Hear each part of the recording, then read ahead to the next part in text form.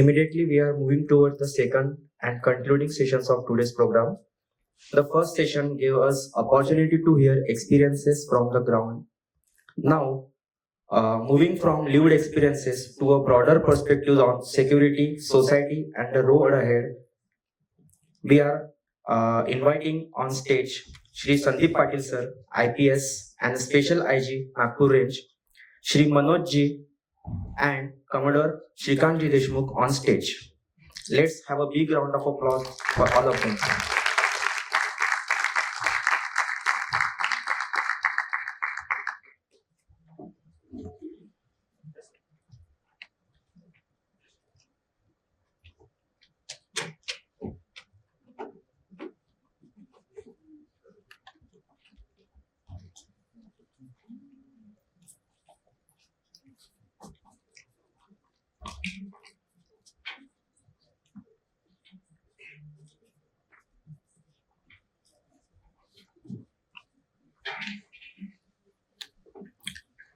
It is my privilege to introduce our distinguished chief guest, Shri Sandeep Patil, IPS, hailing from Sangli district of Maharashtra. Shri Patil's journey reflects a remarkable combination of discipline, academic excellence, and public service.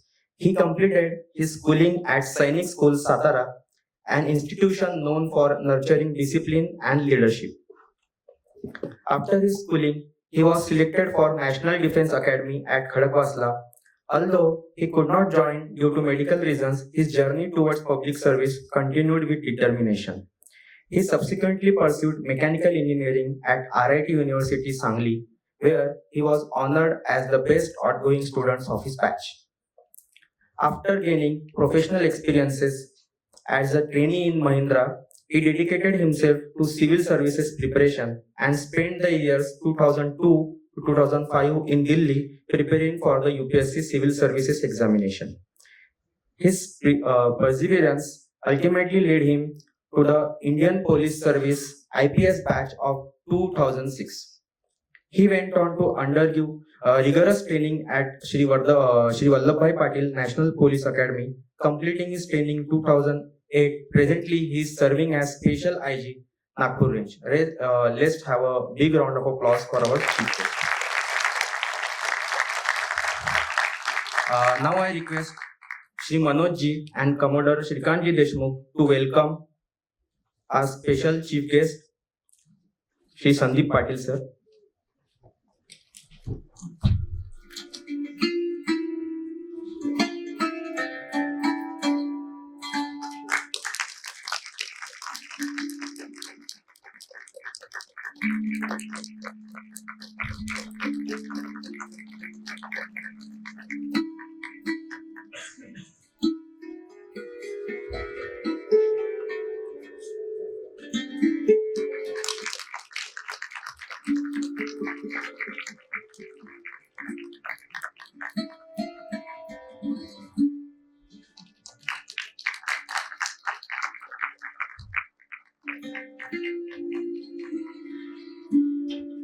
Thank you, sir. Today's discussion has reminded us that Naxalism cannot be understood only through statistics and headlines. This is where experiences matter, and that is why today's keynote address is particularly significant. Sir, the audience looks forward to hearing your experience, insight, and perspective on this important subject. We now invite you to share your thoughts on understanding Naxalism, security, society, and the roads ahead. Let's welcome Shri Sandeep Patil sir on the dais with a big round of applause. Before Sandeep ji come, I would personally like to thank him because he has a very busy schedule as a special IG Nagpur and looking about various operations in that domain like intelligence, law and order and whatnot. He agreed to come here in Pune. That too with his busy schedules, and also he helped us to get the people on the ground. So what we saw before this event, we had 3 amazing officers on duty who have served in that area in the forest, fighting Naxalism in the villages, and they were here, they were talking about their experiences. It is all possible because of the Sandeep ji. So I would request each one of you to have a big round of applause for Sandeep ji, giving us opportunity in Pune, sitting in this AC chamber and understanding the Naxalism. So, they are doing that in the forest, but we as a Punekar are very fortunate to have it in Listen here. And Sandeep ji, thank you very much. Pune Samvad is a vibrant platform, and we invite speakers to engage and share this. And we're very much eager to hear you. So I'm not wasting any time. Please come and share your experiences. Thank you very much.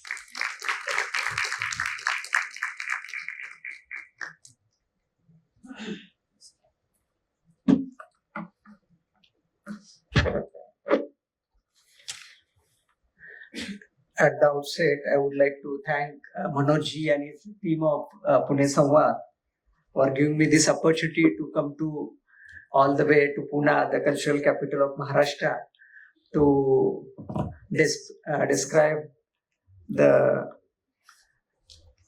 Naxalism war within, which has taken place in eastern part of Maharashtra for last 45 years.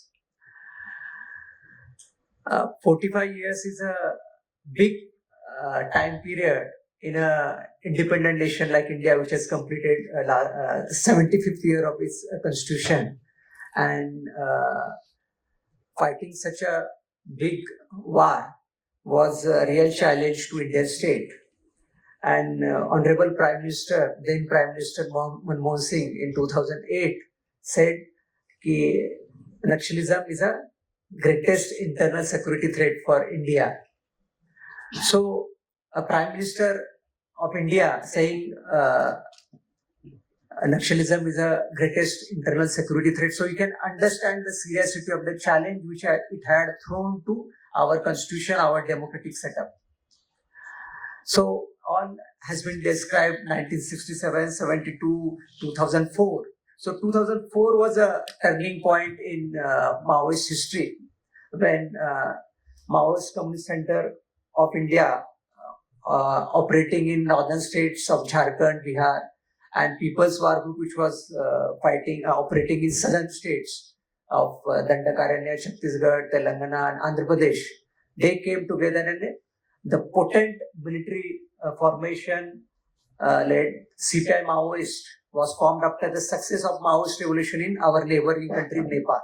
So that emboldened Maoists that a aggressive military strategy can bring in the armed rebellion. So our young friends feel that the wide terminology, Naxalism and Maoism, the difference. So Naxalism is usually a very common parallels word where people feel that Naxals are fighting for poor, they're fighting for changing the system and all that. I think after 1962 Chinese war, our common citizen of India started hating Mao and communism and China. So I think that is how Naxalism was brought and Maoism was kept on a back burner. But correct technical term is Maoism.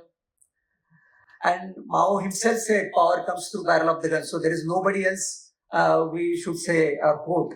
So his basic philosophy was power will come through barrel of the gun. Power will come through armed rebellion. So common thread starting from Naxalwari to all ML parties, whatever splinter groups they had, and later on till 2004 was a single seizure of political power through force was a core thread. So it is MLM or only M, what is called Maoist. But already the party constitution, that Maoist constitution clearly describes their agenda and how they don't believe in parliamentary democracy. And core of our Indian constitution is parliamentary democracy. So Dr. Babasaheb Ambedkar had said in his Constituent Assembly speech that how we should follow constitutional methods to achieve our goals, objective. And in last 75 years, we have been successful in solving our all social, political, developmental and insurgency related issues through within the limits of Indian Constitution. So I think this is a tribute. It is a great coincidence. The biggest battle to democracy, to Indian Constitution, was finished in the same year when our Constitution completed 75th year. So I think this is a like common people here in Pune may not understand its significance, but what discussion had taken place earlier about our young brave Jawans from Gadchuli had told their stories, not only fighting on the ground, but their own what they faced, their families faced. So I start with a statement that Communist Party of India, Maoist, is the biggest terror organization in the country. People think LET, Hizbul Mujahideen, all they are the terror. But what statistics was told, how many people CPI Maoist, Communist Party of India Maoist has killed in last 40 years? That is what 6,000, more than 6,000 civilians and around 4,000 security men. So out of these 6,000 civilians, 90% are tribal. त्यामुळं स्वातंत्र्य भारतामध्ये आदिवासींचा जर नरसंहार कुणी केला असेल मोठ्या प्रमाणात, तो केला कम्युनिस्ट पार्टी ऑफ इंडिया माओइस्टने केलेला आहे. हे इतकं क्लिअर आहे, पण मला वाटतं सर्वसामान्य लोकांना हे माहित नाही. त्यामुळं द वे म्हणजे आय से की नक्षलिझम हा आदिवासी संस्कृतीला लागलेला कॅन्सर आहे. ज्या पद्धतीने आदिवासींचं आयुष्य उद्ध्वस्त झालं या सगळ्या 7-8 राज्यामध्ये, ज्या पद्धतीने ट्रायबल सोसायटीवरचे हे झालं, म्हणजे not only sanskriti, their family, their whole region, तर मला वाटतं it is a very serious concern. आणि बाकी नंतर जे त्यांचा डेमोक्रॅटिक जो डेव्हलपमेंटल डेफिशिट राहायला गेल्या 50 वर्ष किंवा 45 वर्ष, तर मला वाटतं तो तर भरून न येण्यासारखाच आहे. त्यामुळं आपण पाहिलं असेल कारगिल युद्ध झालं, कारगिल युद्धामध्ये जवान आपले सर आहे तिथं किती जवान म्हणजे शहीद झाले. It is not a right method to compare, पण आपण जर प्रॉब्लेमचं जर हे समजून घेण्याचा हे असेल की 4,000 jawans have given their supreme sacrifice for fighting constitution, for fighting for democracy. आता आमच्या ह्यानी कुमुद अत्राम होता, त्यांनी सांगितलं he was on the duty for elections. I have conducted 2014 Vidhan Sabha elections in Gadchiroli. त्यावेळेस we had a force of 20,000 for a single district of Gadchiroli to conduct the elections. We had a force of 20,000. Each booth was manned by minimum 50 personnel. So, you know, elections are foundations for democracy. Power change takes place through elections. So, destabilizing elections, boycotting elections is a very common way of challenge by Maoists to Indian society. So now coming to how we have fought the Maoism, and I think we should understand our success story also. 2004, that's what I said here when CPI Maoist was formed, and next 8-9 years was the toughest period for all Indian state and for all the states. In fact, by 2009, in a Gadchiroli, in a single year, we lost 52 Jawans to a Maoist violence and ambushes. So that was the toughest year. And MHA had told then state government that Gadchiroli is slipping out of your hands. How Dandakaranya has been created as a liberated zone. In a similar way, Gadchiroli will be a liberated zone in 2009. So that time, government was alarmed, and there was a great strategy change in fighting Maoism. Until 2012-13, the stabilization took place, and the real aggressive attack against Maoism started in 2014. I was SP Gadchiroli in 2014, so I can share my own experiences. So this policy was basically based on 3 pillars. This is what has been told by government also. That first was Vishwas, Nirman and Janakalyan. Vishwas, because common citizens of the states in those districts in those areas had lost trust in Indian state. There was so much of violence, there was so much of killings. in district like Gadchiroli, every year 30 civilians were killed as the informers of police or those whoever oppose the development or Maoist dikkat. So, first challenge was to bring interest in Indian state or our Indian democratic process. So that was a tough call. So first we had to increase our presence in the areas where Maoists were dominant. So the security grid of fortified police station was built. Every 10 kilometers, every 15 kilometers, a police station was built. So the place that he called Burgi, the Burgi was a police station, first police station which was built when I was SP. And that time the Sarpanch of Burgi, he had made a statement that today we got independence when police station was brought in.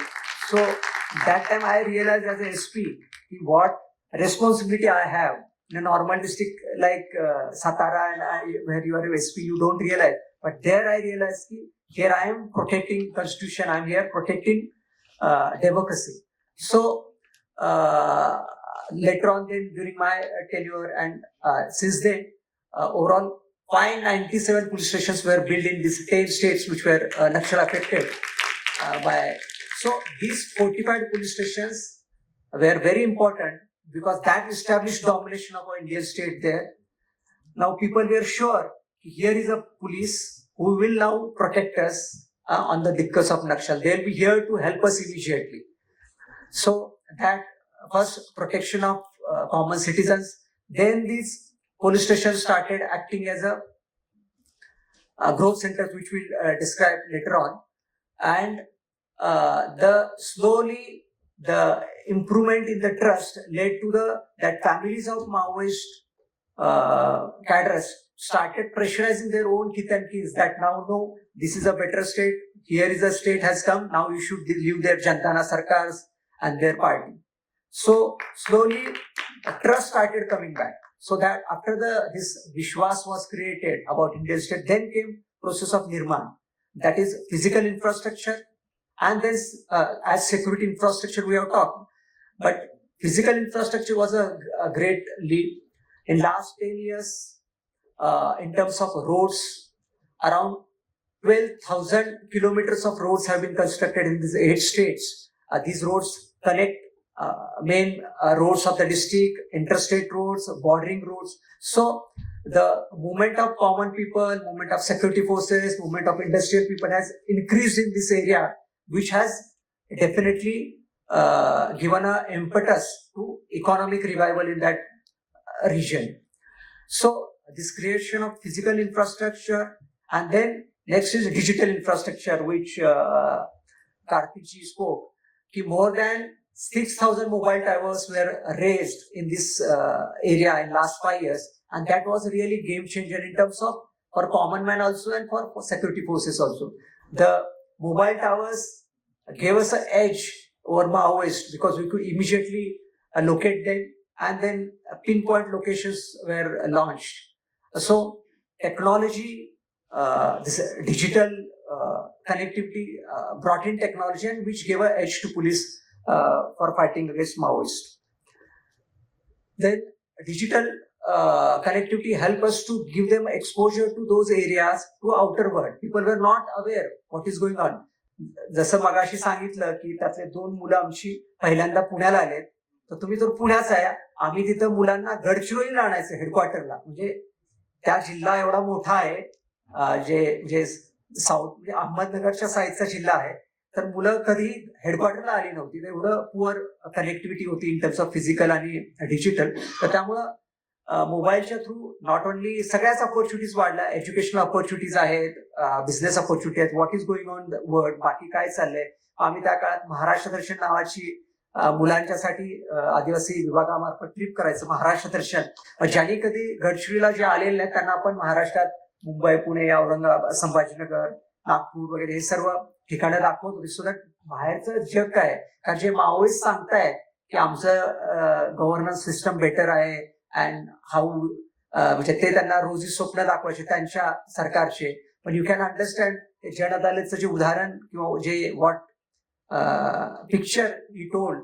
So it is a brutal medieval system, which I think no rule of law will accept. अशा पद्धतीचे त्यांचे governance system आहेत विच दे project की this is a better than democracy. त्यामुळे मला वाटतं it is a good, खूप चांगलं हे होते, म्हणजे सर्वसामान्य लोकांना होतं की how Maoist function and how dictatorship functions.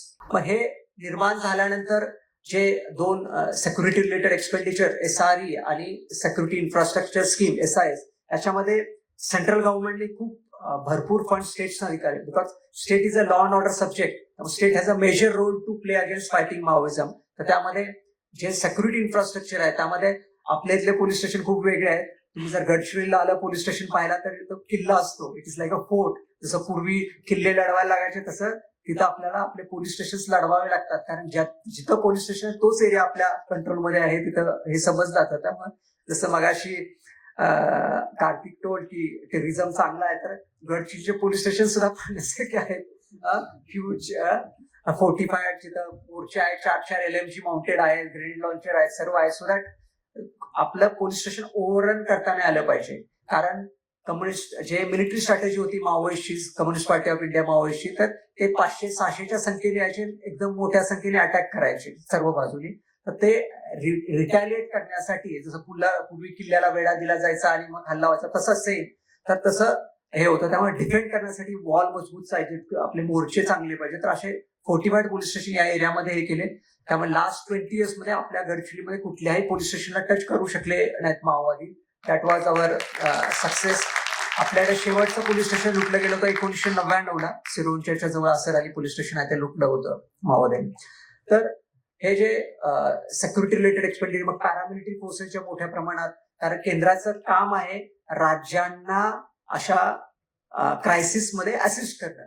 त्यामुळे सेंट्रल पॅरामिलिटरी फोर्सेस मोठ्या प्रमाणामध्ये डिप्लॉय केला, कारण स्टेट पोलीसचं कसं ट्रेनिंग तेवढं मिलिटरीचं चांगलं नसतं, किंवा म्हणजे वेगवेगळ्या गोष्टी, कारण त्यांना लॉ अँड ऑर्डर नॉर्मल आहे. Paramilitary forces CRPF, BSF, ITBP यांना त्यांचं डिसिप्लिन चांगलं असतं, त्यांच्याकडे वेपन्स चांगले असतात, फायर पॉवर चांगली असते.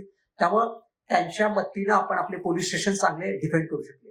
पण जे नंतर जे आपल्याला ऑपरेशनल जे यश मिळालं ते बेसिकली आपल्या ज्या स्पेशल फोर्सेस आहेत, ज्या लोकल लोकांची, C60 आहे आपली, is one of the best force in the country. C60 जसं आंध्र प्रदेश आहे, आंध्र प्रदेशमध्ये आपण पाहिलं असेल ग्रेहाउंड्स नावाची त्यांची जी स्पेशल फोर्स आहे, त्यांनी पण एक्सलंट जॉब केलेला आहे. म्हणजे आंध्र प्रदेशमध्ये 700च्या वर पोलीस मारले गेले होते त्या लढाईमध्ये, आणि जवळपास 12 ते 13 IPS ऑफिसर मारले गेले, आणि 2 होम मिनिस्टर मारले गेले, आणि 1 चीफ मिनिस्टर मरता मरता वाचले, जे तिरुपतीला जो चंद्राबाबू नायडूंच्यावर 2003ला अटॅक झाला होता. त्यामुळं म्हणजे आंध्र प्रदेशनी इज अ फोर्थ, त्यांनी वर्स्ट ऑफ द माओइझम पाहिलेला आहे. त्यामुळे त्यांनी त्यांचा रेस्पॉन्स खूप स्टेट रेस्पॉन्स होता, आपला फक्त 2-3 जिल्ह्यामध्ये अफेक्टेड होतं. त्यामुळे या भागाला कधी झळ बसली नाही. तर ज्या स्पेशल फोर्सेस आहेत, जॅग्वार आहे, अशा वेगवेगळ्या, तर त्या आपले जे C60 आहे, मी अजूनही सर्वांना अभिमानाने सांगतो की आज आपलं नागपूर जे वाचलं, नाहीतर गेल्या 30 वर्षात त्यांनी नागपूरपर्यंत सुद्धा त्यांनी हल्ले केले असतात. जे आमचे C60 आहे, या C60च्या बहादूर जवानांनी खरोखर 244 जवान गडचिरोलीमध्ये शहीद झालेले आहेत. त्यांनी आपली लोकशाही वाचवली, आपलं संविधान वाचवलं, आणि they kept the Maoism at the borders of Gadchiroli. ते कधी गडचिरोलीच्या बाहेर होऊन दिलं नाही. त्यामुळे आज खरोखर आज जे आपण नक्षलफ्री भारतचं हे आहे, तर हे ह्या जे जवानांची शहादत आहे, या जवानांनी जे त्यांच्या कुटुंबियांनी केलेला त्याग आहे, तो फार मोठा आहे.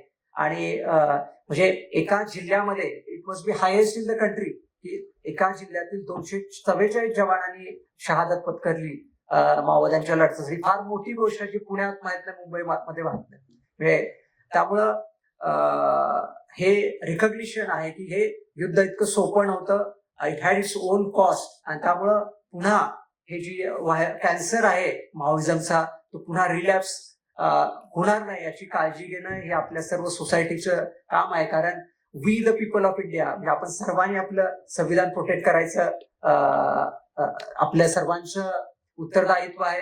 निश्चितच आर्टिकल 312 मध्ये ऑल इंडिया सर्व्हिसेसचं उत्तर आहे, तो थोडं जादा दिलेलं आहे.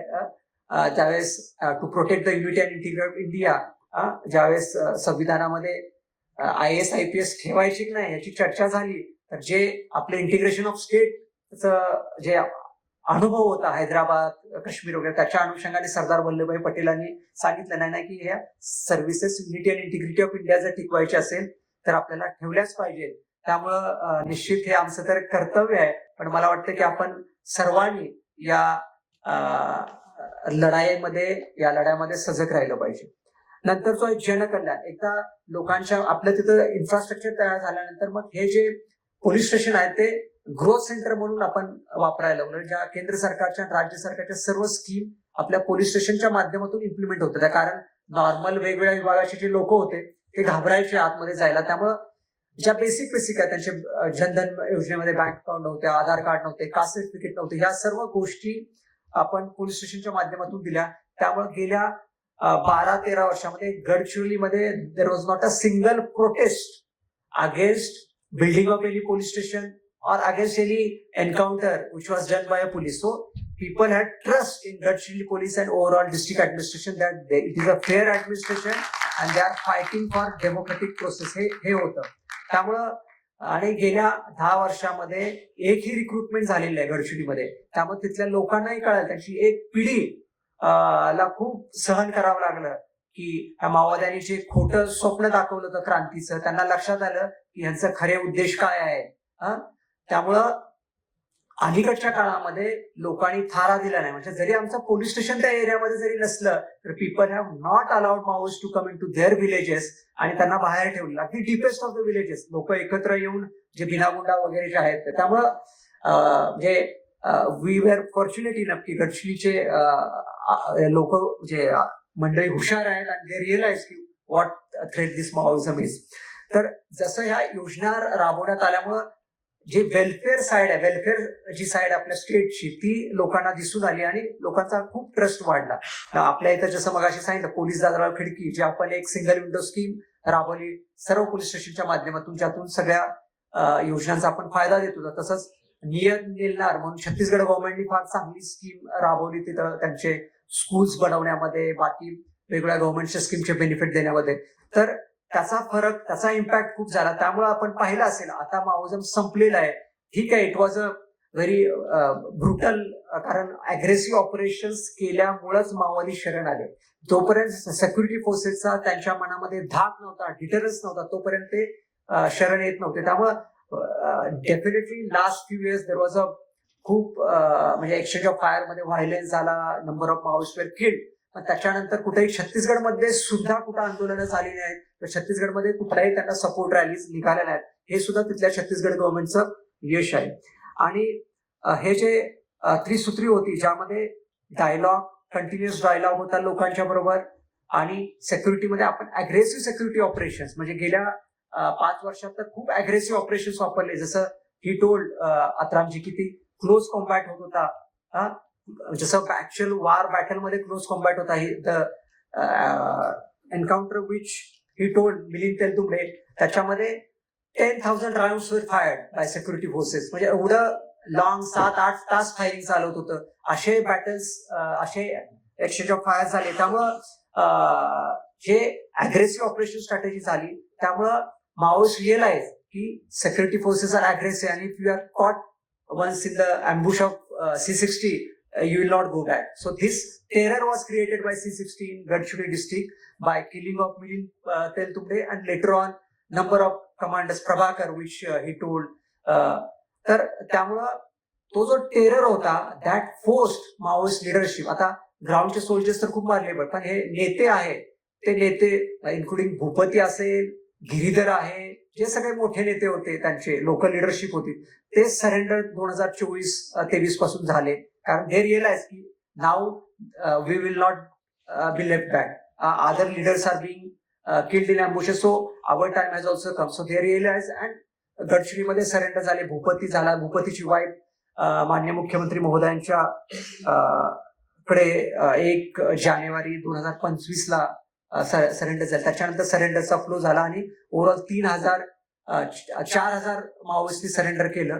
तर सरेंडर हे एक स्टेटचं एक हे आहे. It is not that we are ruthless in killing people or killing our own citizen. You are given opportunity. Surrender policy is not a one time, it is from last 13-14 years. त्यामुळं surrender policy खाली जे सरेंडर झाले they are being rehabilitated. Ata state is having good, very thorough rehabilitation policy for surrendered Maoists, and it is being monitored at a very top level. That it should not feel that we came back to the mainstream and we are not given anything. At the same way, Shahid families are, Nakshal victims are, they are also being rehabilitated. They are now being sent back to their villages. What change has seen slowly what Karthik said, now with the industrialization taking place in that particular area, the Itapalli Taluka, which was one of the worst affected taluka 10 years back, in last 2 years, 5,000 two-wheelers were sold in that one taluka. So which was one of the, so that shows the indication of economic growth and economic revival which is taking place in that particular area. Two-wheelers ते सर्वसामान्य लोकच घेणार आहेत. Two-wheelers कोण मोठे businessman नाही घेणार. त्यामुळे that shows की how benefits of economic revival are going. आणि जे पेट्रोल डिझेलचे सेल्स आहेत विदर्भामध्ये सर्वात जास्त गडचिरोलीमध्ये आहेत पर्सेंटेज मध्ये, जो इन्क्रीज होतो दरवर्षी तो गडचिरोली जिल्ह्यामध्ये होतोय. तो म्हणजे स्लोली आणि गमतीचा भाग म्हणून सांगतो, आता सगळ्यात जास्त जमीनचे दर पण गडचिरोलीमध्येच विदर्भात आहेत. तर it is becoming first district in Maharashtra असं हे आहे. तर अग्रेसिव्ह सिक्युरिटी ऑपरेशन्स आणि कोऑर्डिनेशन, सेंट्रल गव्हर्नमेंटचा फार इम्पॉर्टंट रोल होता की Naxals were always taking advantage of state borders. Once a particular state, Chhattisgarh, started its operation, they will come back to Maharashtra, they will go to Telangana. But central government at the highest level, under the leadership of Indian Home Minister Amit Shah ji, then Indian Home Secretary, they had a very strong supervision and sustained continuous follow-up of interstate operation, joint coordination, whatever resources in terms of main material required by various state agencies, state forces, paramilitary forces was continuously followed. And these interstate coordination, interagency coordination really helped to choke up all the exit routes for Maoists, all the funding routes to Maoists, and that again forced them to surrender. It is not that they have surrendered with the change of heart, no.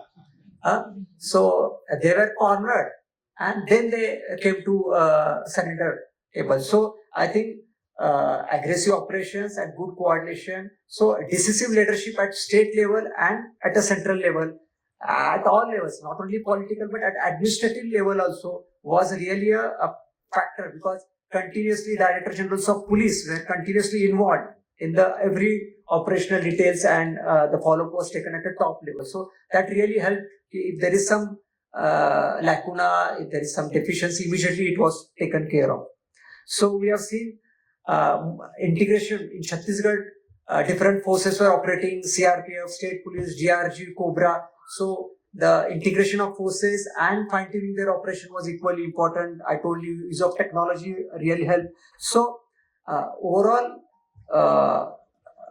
actually, the local talent, like how C60 was raised in Gadchiroli, Bastaria Battalion was raised in Chhattisgarh, with including local tribal people, because local people know the local terrain well, and actually this guerrilla warfare is a war of terrain. So one who knows the terrain better, he has a mastery over the tactics and strategy. So our Gadchiroli C60 is a best force, and it's a very loyal force, because when we go from this side of Maharashtra to that side, we have some dispersions. But I have seen, no, it is I have worked in number of districts, but Gadchiroli police was the best force which I have seen.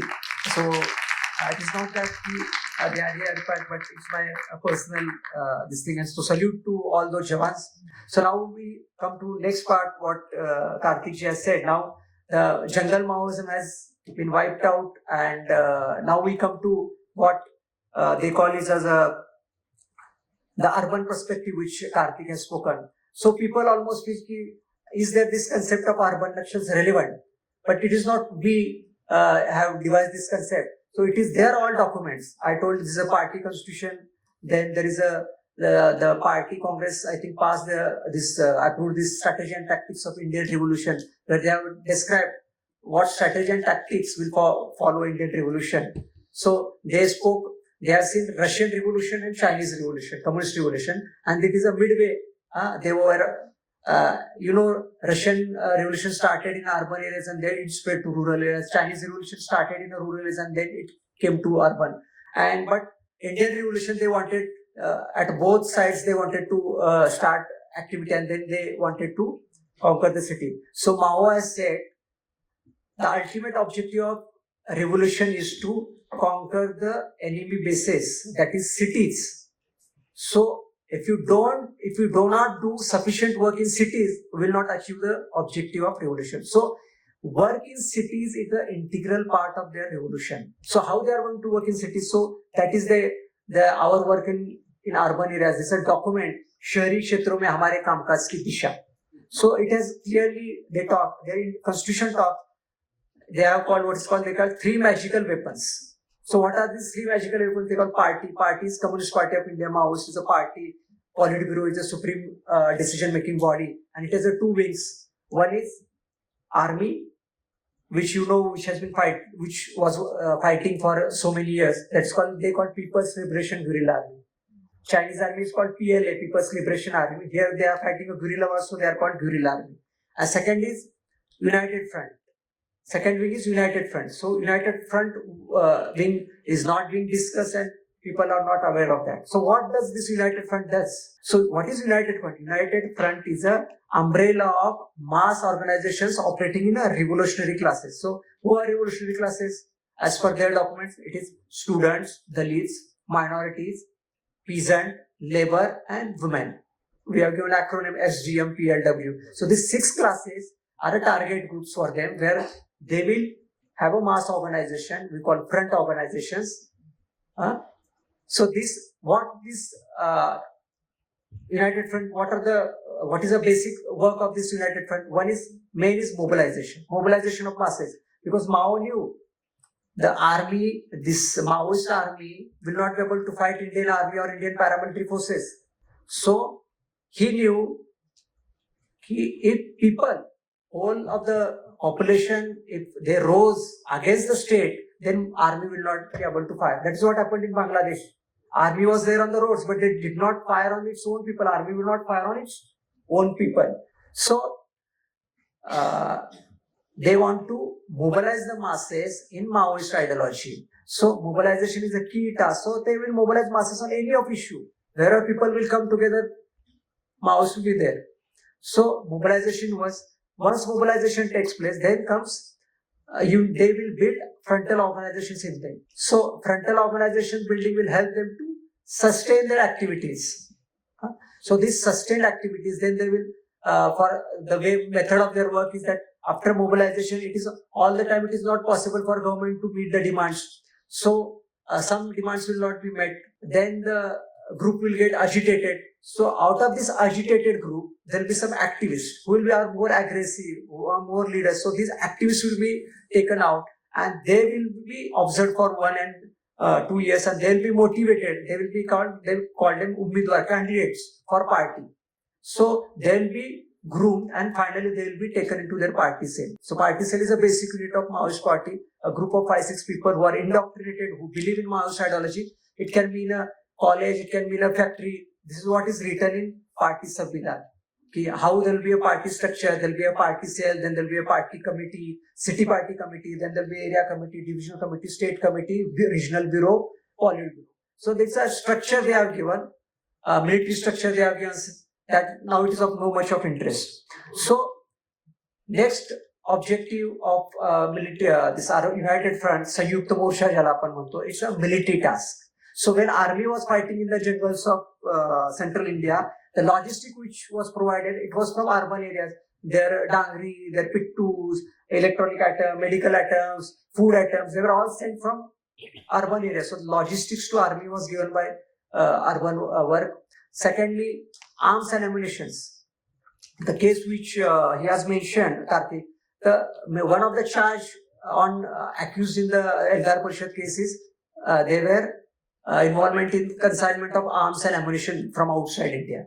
So arms and ammunition, searching for arms and ammunition was one of the main work of United Front. Then they know if war takes place, what are the important industries for war?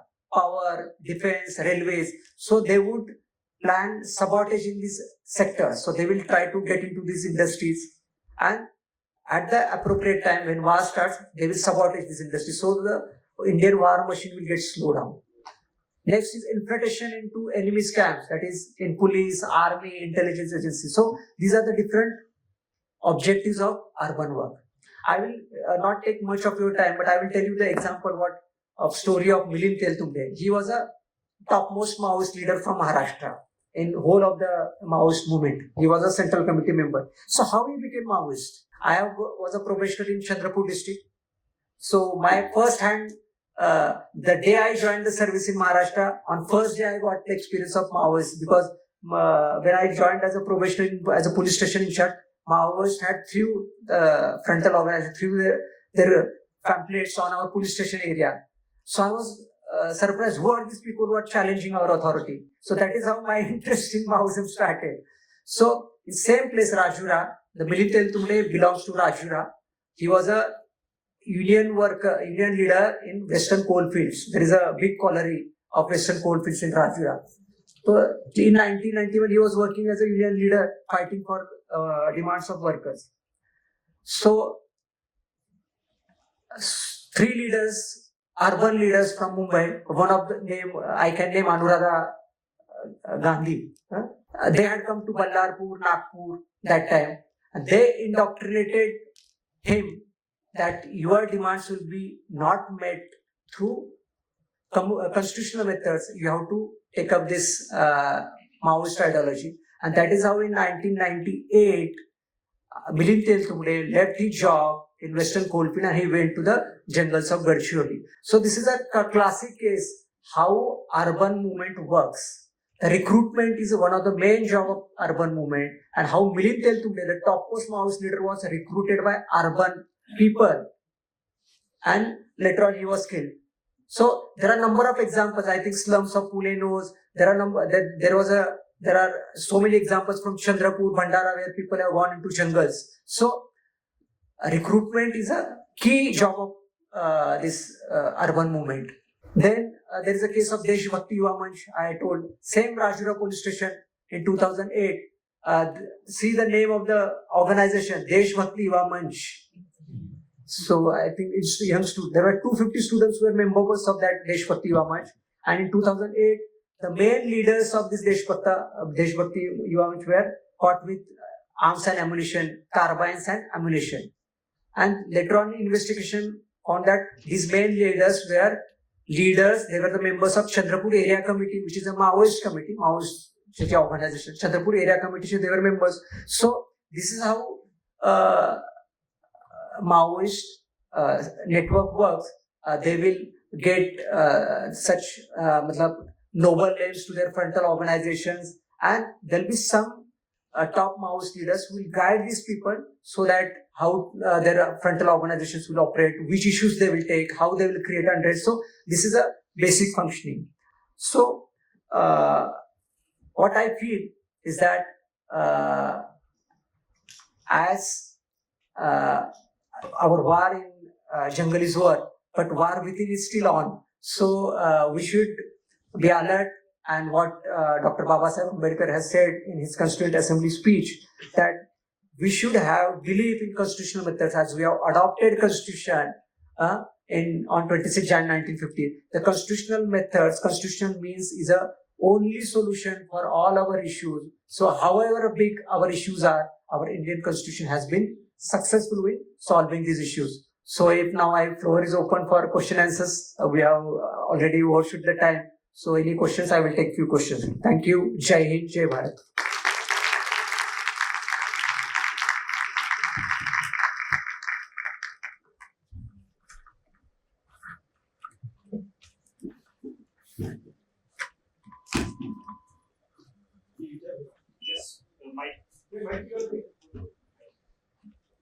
तुम्हाला लक्षात आलं असेल की सगळे आयुध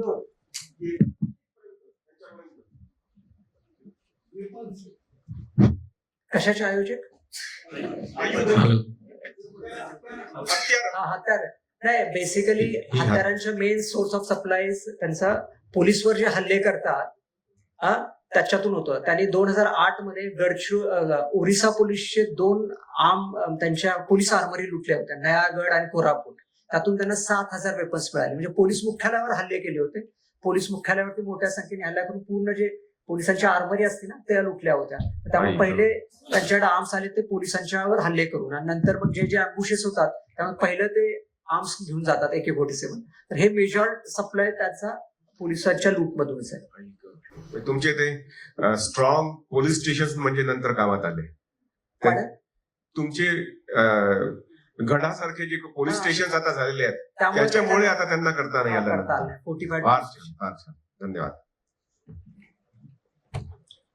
urban नक्षलवाद जो फोफावतोय तो हायलाईट कुठल्या कुठल्या जिल्ह्यांमधून होतोय किंवा कोण त्याच्यामध्ये कुठल्या संस्था आहेत असं पण लक्षात आलं असेल ना? ते आहे ना, ते आमच्या रडारवर आहेत. आता ह्या सगळ्या गोपनीय गोष्टी असतात. Thank you sir. पण महाराष्ट्र एक, हो का, आपण जिथं अर्बन पॉप्युलेशन जास्त आहे त्या ठिकाणी अर्बन ऑर्गनायझेशन जास्त असणार, हे सिंपल हे आहे. हॅलो सर, आपण नागरिक म्हणून जे अर्बन नक्सल आहे त्याला टॅकल कसं करू शकतात, की जसं त्यांनी जे ऍक्टिव्हिजमच्या माध्यमातून त्यांनी सॉफ्ट पॉवर क्रिएट करत आहेत जे कॉलेजेस स्कूल्स मध्ये, तर त्याला आपण काउंटर कसं करू शकतो? चांगला प्रश्न आहे. ऍक्च्युली आता सोसायटी लेवल मला वाटतं we should celebrate 75th years of our constitution. आपल्या लोकशाहीच्या काय अचिव्हमेंट्स आहेत त्या आपण पाहिल्या पाहिजेत. आणि आपण एवढं म्हणजे खूप वर्षानंतर आपल्याला स्वातंत्र्य मिळालं आणि आपली स्वातंत्र्याच्या वेळेस काय स्थिती होती आणि आज आपण कोणत्या स्थितीमध्ये हे आपण नेहमी सर्वांच्या पुढे मांडलं पाहिजे, की म्हणजे how democracy is a best form of governance आणि लोकशाहीने आपल्याला काय दिलेलं आहे. जे काय आपले, जर आपण पार्ट 4 मध्ये directive principles of state policy वाचलं आणि फंडामेंटल ड्युटीज हे जे चॅप्टर वाचले, तर हे जे काही सोशलिस्ट किंवा कम्युनिस्ट प्रिन्सिपल्स जे आहेत ते सर्व त्यात इनग्रेंड आहेत ऑलरेडी.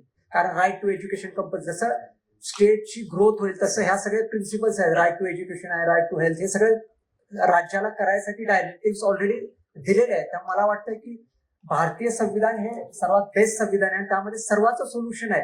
त्यामुळे मला वाटतं जे बाबासाहेबांनी जी केलेली पेनाच्या माध्यमातून क्रांती आहे ती सर्वात मोठी क्रांती आहे. आपल्याला मावळच्या क्रांतीची जरूरत नाही हे आपण ठासून सगळ्यांना सांगितलं पाहिजे. दुसरं, आता लिगल फ्रेमवर्क पण आहे. आपण आता Maharashtra special public security act बनवले. Maharashtra is the last state. Already बाकी राज्यामध्ये हे पब्लिक सिक्युरिटी ऍक्ट आहे.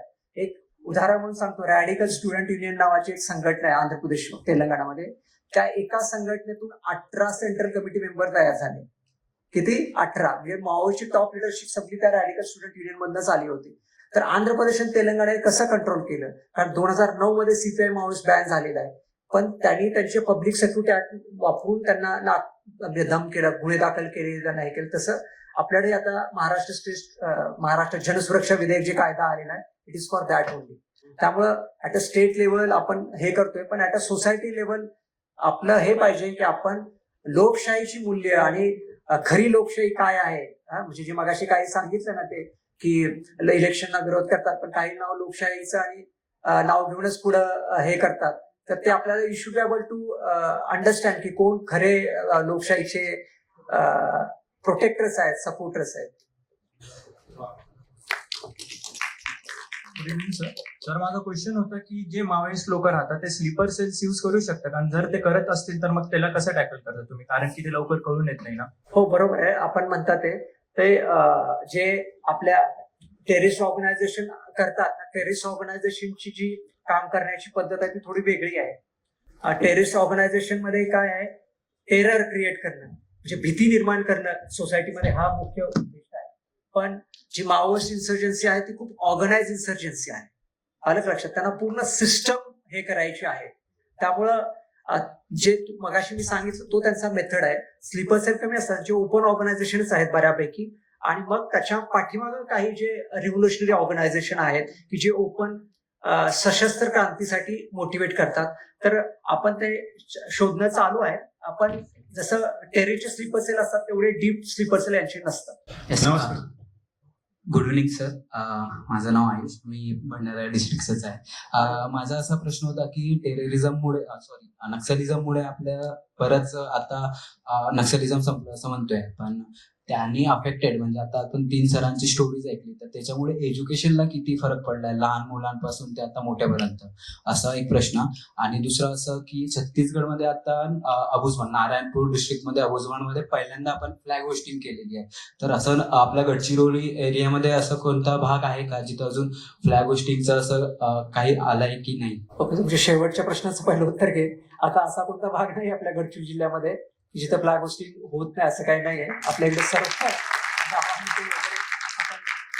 फ्लॅग होस्टिंग करू शकता. आपलं डॉमिनेशन वेल इस्टॅब्लिश्ड आहे. आणि आता एक सिंगल आर्म कॅडर गडचिरोली जिल्ह्यामध्ये नाहीये.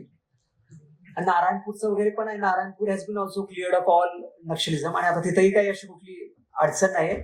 आणि डेफिनेटली आता 25 वर्ष ह्या लोकांचा म्हणजे जो डेव्हलपमेंट बॅकलॉग राहिलेला आहे, कारण जे माओइस्ट लोक होतं त्यामुळे तिथं डेव्हलपमेंट पोहोचू शकले नाहीत. वेगवेगळ्या स्कीम, जर शिक्षण असेल किंवा वेगवेगळ्या गोष्टी पोहोचू शकले नाहीत. त्यामुळे एक पिढी किंवा 2 पिढ्या ते पाठीमागे पडलेत बाकीच्या तुमच्या भंडाऱ्यापेक्षा, असं आपण म्हणू शकतो. भंडारा एक प्रगत जिल्हा आहे तिकडचा, पूर्व विदर्भातला, त्यामुळं हे आहे. पण निश्चितच आता प्रत्येक जिल्ह्याच्या स्ट्रेंथ आहे. तुमच्या जिल्ह्याची स्ट्रेंथ शेती आहे, बरोबर आहे ना, तर गडचिरोलीची स्ट्रेंथ आहे खनिज संपत्ती. तर हळूहळू डेफिनेटली त्या जिल्ह्याचा ते उपयोग झाल्यानंतर ते जिल्हा निश्चित पुढे येईल असं मला वाटतं. नमस्कार. तुम्ही मगाशी बोलताना सांगितले की सरेंडर, जवळजवळ खूपशे सरेंडर झाले नक्षलिस्ट, म्हणजे ते झाले ते बाय हार्ट नाही, तर त्यांना कॉर्नर केलं गेलं त्यांच्या. आता ते सगळे ट्रेन आहेत, म्हणजे त्यांच्या माइंडसेट.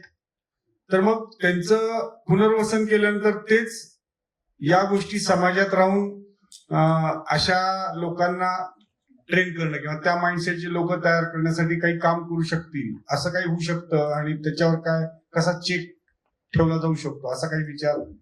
काय चांगला प्रश्न आहे तुमचा.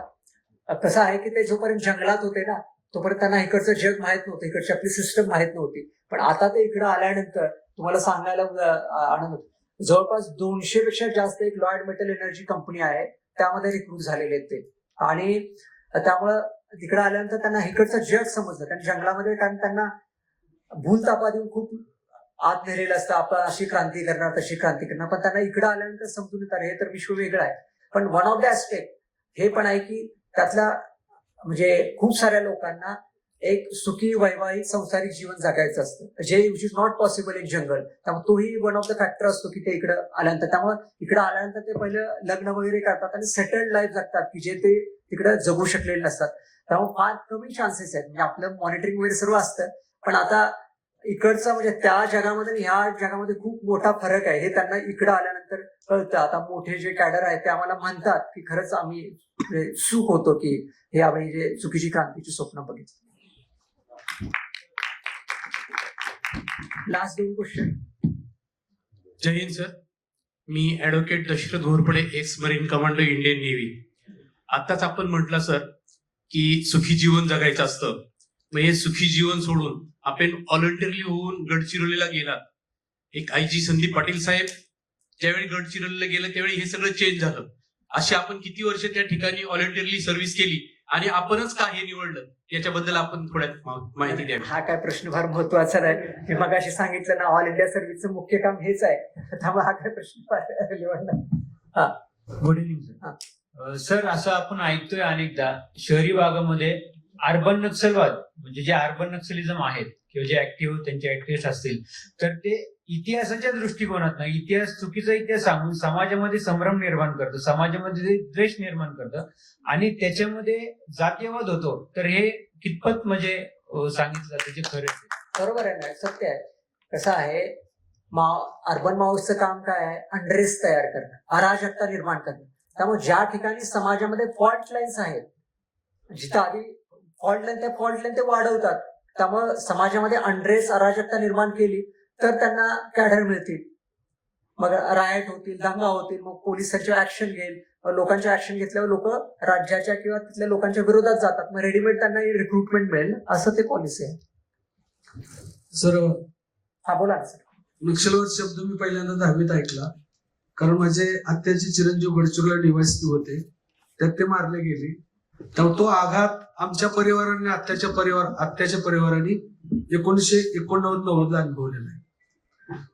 केंद्र सरकार आणि राज्य सरकार, पोलीस डिपार्टमेंट, प्रशासनाने मोठं ऐतिहासिक काम केलं, नक्षलवाद संपवला. हे झालं प्रशासकीय, पोलीस डिपार्टमेंट, मिलिटरी यांनी मोठं काम केलं. पण अकॅडमिक क्षेत्रात आणि शैक्षणिक क्षेत्रात, विशेषतः सिलेबस मध्ये आपण कमी पडतोय का? कारण स्वातंत्र्योत्तर काळामध्ये आणि स्वातंत्र्याच्या दरम्यानच्या काळामध्ये दोन विद्वानांचं जी मत आहे ती, जी आपल्या देशात आणि विशेषतः महाराष्ट्रात प्रागतिक विचारधारेमध्ये अधोरेखित केली जातात. एक म्हणजे डॉक्टर बाबासाहेब आंबेडकर, त्यांचं एक पुस्तक आहे मार्क्स की बुद्ध. तर त्यामध्ये बाबासाहेब आंबेडकर म्हणतात की अतिव मार्क्सवाद हिंसेकडे आणि हुकुमशाहीकडे घेऊन जातो. हे महत्वाचं स्टेटमेंट आहे. आणि दुसरे म्हणजे एक इंडॉलॉजिस्ट होऊन गेले प्राच्य विद्यापंडित शरद पाटील, ते मार्क्सवादी अभ्यासक मानले जातात. पण ते काय मार्क्सला आंधळेपणाने त्यांनी कधी फॉलो केलं नाही. उलट मार्क्सचं क्रिटिसिझम त्यांनी खूप चांगल्या पद्धतीने केलं. शरद पाटील देखील म्हटले की मार्क्स ज्या भूमीमध्ये जन्माला आला तिथले प्रश्न वेगळे होते, आपले प्रश्न वेगळे होते, आणि मार्क्स हा आपल्या देशासाठी परिपूर्ण नाही, अजिबात परिपूर्ण नाही. मार्क्स पेक्षा देखील आपल्याकडे खूप ग्रेट माणसं झाले, बुद्ध झाले, महावीर झाले, आणि मध्ययुगीन काळामध्ये छत्रपती शिवाजी महाराज आहेत, अनेक संत आहेत, साधू आहेत. तर शरद पाटील ज्यांच्याकडे मार्क्सवादी अभ्यासक म्हणून पाहिलं जातं, ते सुद्धा म्हणाले की मार्क्स आपल्या देशासाठी उपयुक्त नाही, परिपूर्ण नाही.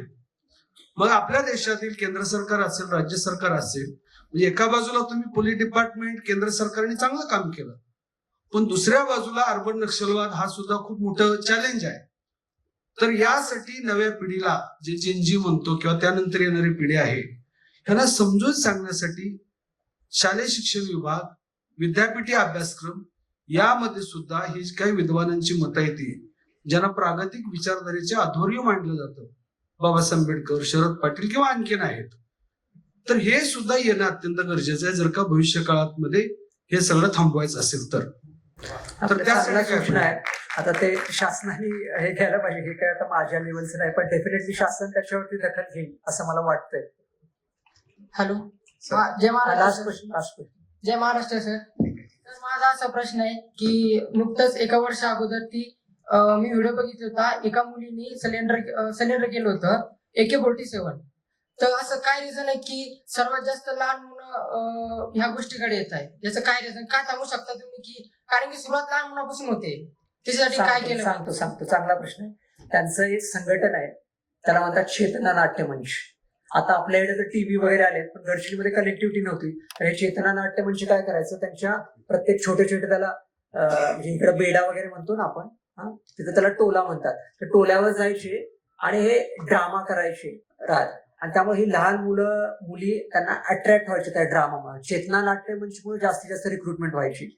आणि मग काय व्हायचं की म्हणजे हे नाही, पण गावामध्ये भांडणं झाली किंवा कुणाचं हे झालं, मुलगा मुलगी पळून गेली, तर ह्या सगळ्यांच्या मावसचा वॉच असायच्या.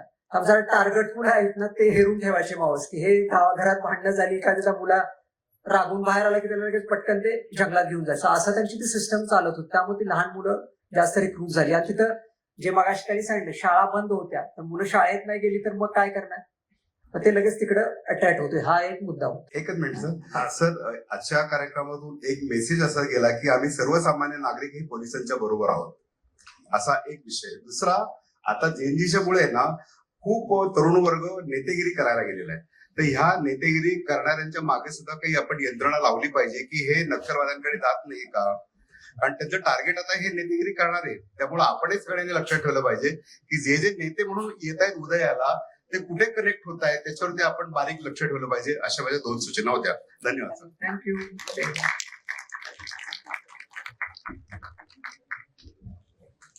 Thank you, sir, for your thoughtful insight on this important topic. Before concluding the program with national anthem, I like to request Manoj ji for having one announcement with us. Thank you. I'm not going to speak because we're going to conclude the program with national anthem. सगळ्यांनी थांबावं राष्ट्रगीतासाठी. संदीप जी खूप खूप धन्यवाद. आपण नागपूरहून इथं आलात.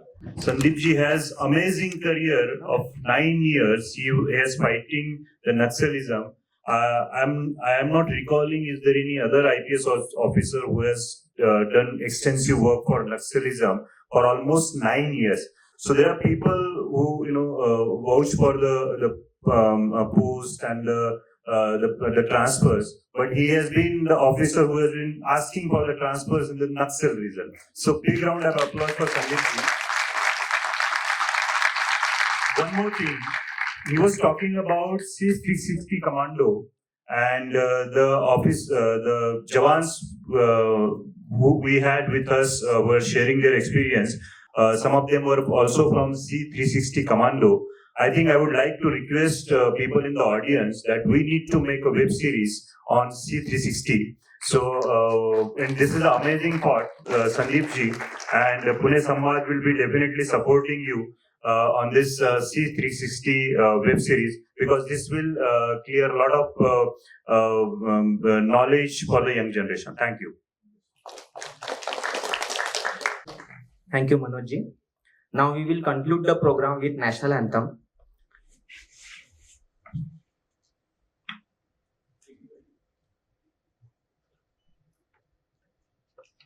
जन गण मन अधिनायक जय हे भारत भाग्य विधाता पंजाब सिंध गुजरात मराठा द्राविड़ उत्कल बंगा विंध्य हिमाचल यमुना गंगा उच्चल जलधि तरंगा तव शुभ नामे जागे तव शुभ आशीष मांगे गाहे तव जय गाथा जन गण मंगल नायक जय हे भारत भाग्य विधाता जय हे जय हे जय हे जय जय जय जय हे